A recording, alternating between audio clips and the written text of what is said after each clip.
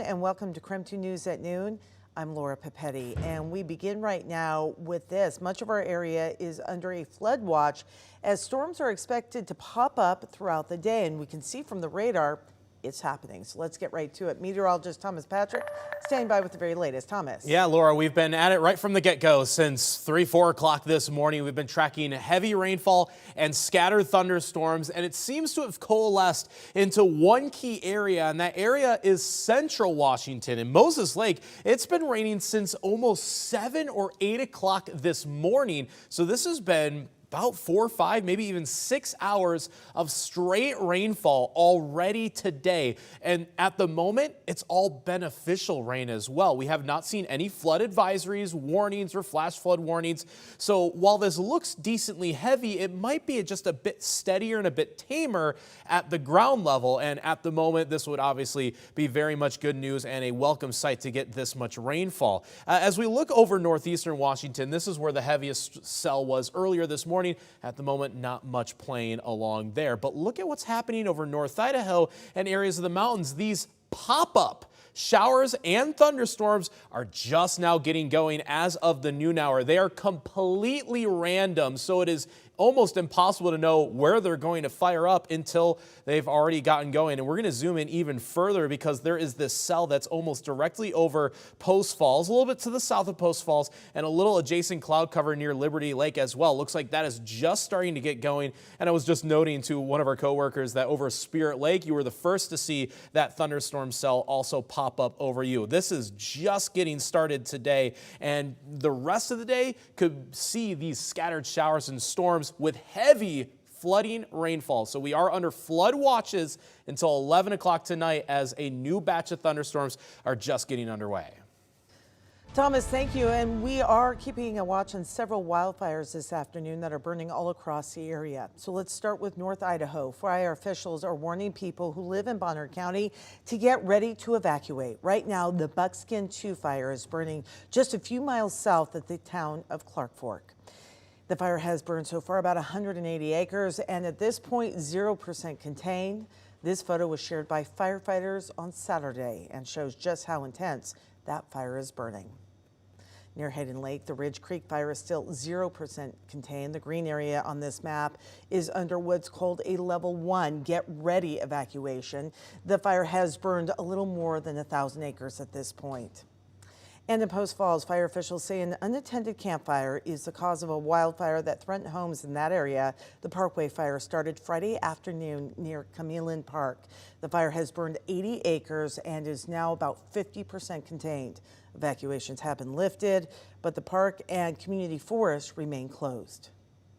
Also, fire officials sharing photos of the unattended campfire they believe started the fire. They're asking for anyone with information to call the number.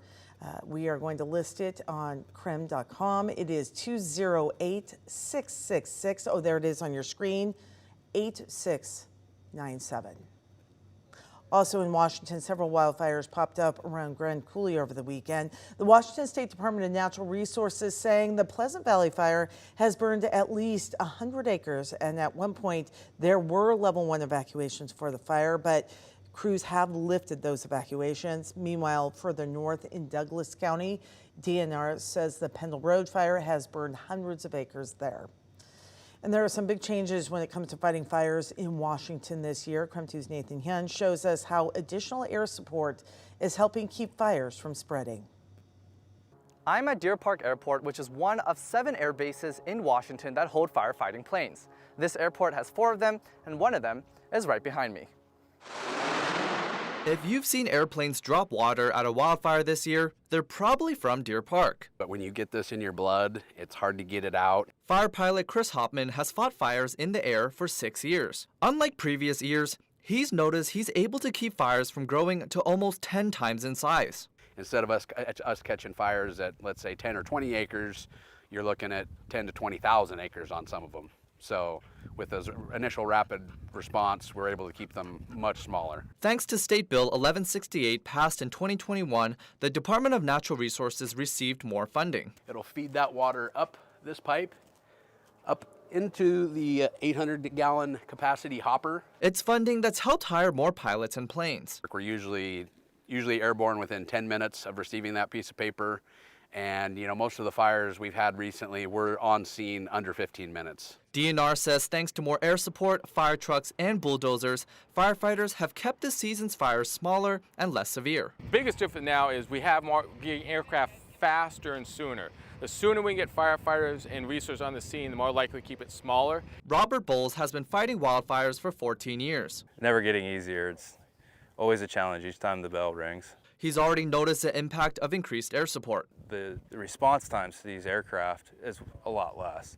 And so we can get in and get after the fire a lot faster and more effective. DNR says that last year the state had 28 planes capable of fighting fire. The capacity here you see kind of the bulbous, the tank is 800 gallons, and then this gives us about another 30 gallons. Now, there are 40 planes statewide. I'm told that during fire season, these planes behind me fight fires across all of eastern Washington and even into Canada, and could even fly into western Washington if needed. In Deer Park, Nathan Hun, KREM 2 News. And for more coverage on the wildfire season ahead and how the inland Northwest is preparing, watch our KREM 2 special, Ready for Wildfires. It is streaming now on KREM 2 Plus. You can download KREM 2 Plus for free. It's on Apple TV, Roku, and Amazon Fire.